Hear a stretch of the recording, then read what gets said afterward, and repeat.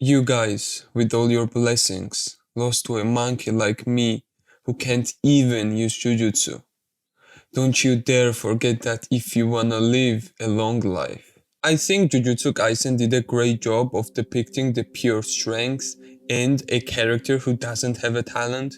We have good examples like Rock Lee and Asta from Black Clover, but I think Toji is the best in terms of strength in their worlds, if that makes sense.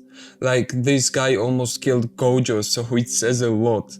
Toji has quite the reputation in Jujutsu Kaisen universe as the sorcerer killer and assassin who targets Jujutsu sorcerers and takes them out using his unique body and a whole stash of cursed weapons carried by a cursed spirit. He is known for his insane physical prowess and his deadly technique, and also on the surface he's like pretty cool. But when you dig a little deeper, there is something really sad about him too. Toji might honestly be one of the most insecure characters in the whole manga. His entire identity revolves around being strong, proving his worth through battle. And that insecurity runs so deep it's hard not to feel a little pity for him.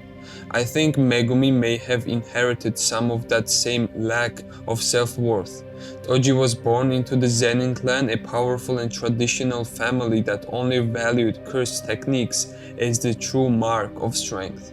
But Toji, thanks to his heavenly restriction, had zero cursed energy. His body traded it all for extreme physical strength, sharp senses, and immunity to the usual drawbacks of cursed energy. Instead of being seen as unique or gifted, he was treated like a freak and cast out of the clan. It's easy to see how all of this led Toji to his warped life goal, to crush the Zenin clan once they reached the peak of their strength and to defeat the strongest sorcerers out there without using cursed energy himself. He wasn't just trying to beat them, he was trying to prove that he deserved to exist, even without the powers they valued. His entire sense of purpose became wrapped up in that grudge.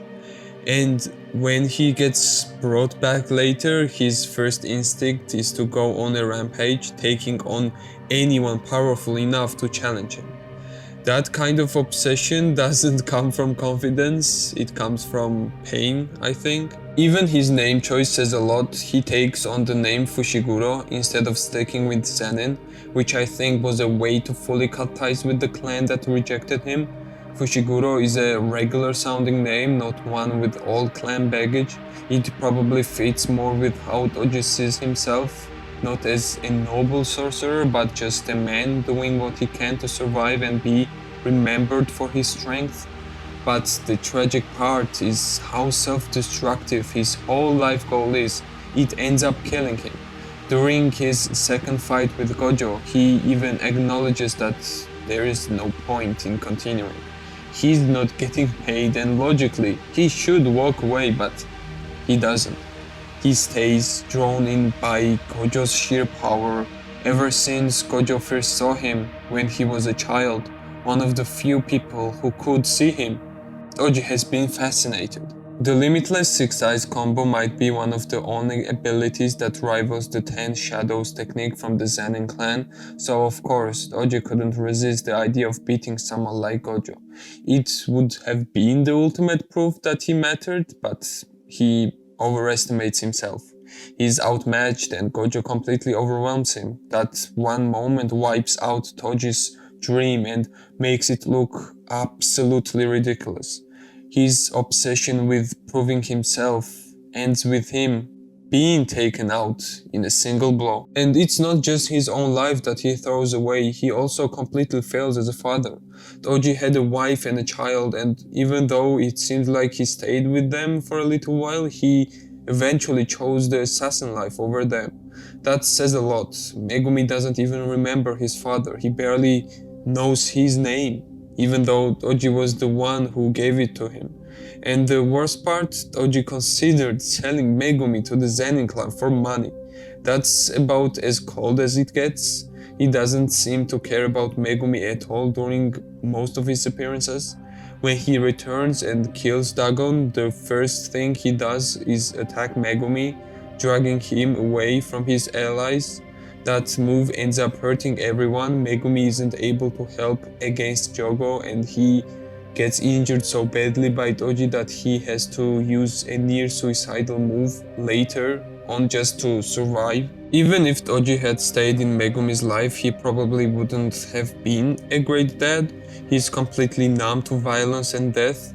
He doesn't hesitate when it comes to killing Riko Amanai, even after listening to her open up and share her feelings.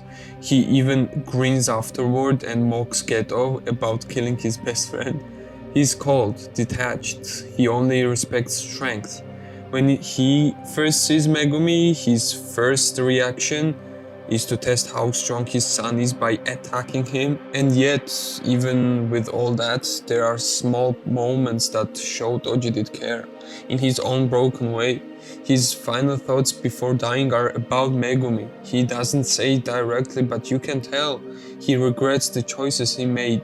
His last request is for Gojo to look after Megumi. He wants someone better to step in and be the father that he couldn't be.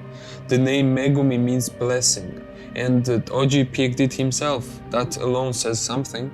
He wanted Megumi to have a better life. Maybe selling him to the Zenin clan was, in his mind, a way to give him a comfortable future, since Megumi had a curse technique.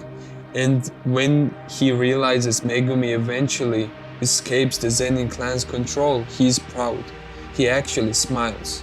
For someone like Toji, who expresses everything through violence, that's one of the only ways he could show love. Toji never had a good father himself. He grew up in a rigid, unforgiving environment that taught him to value only power.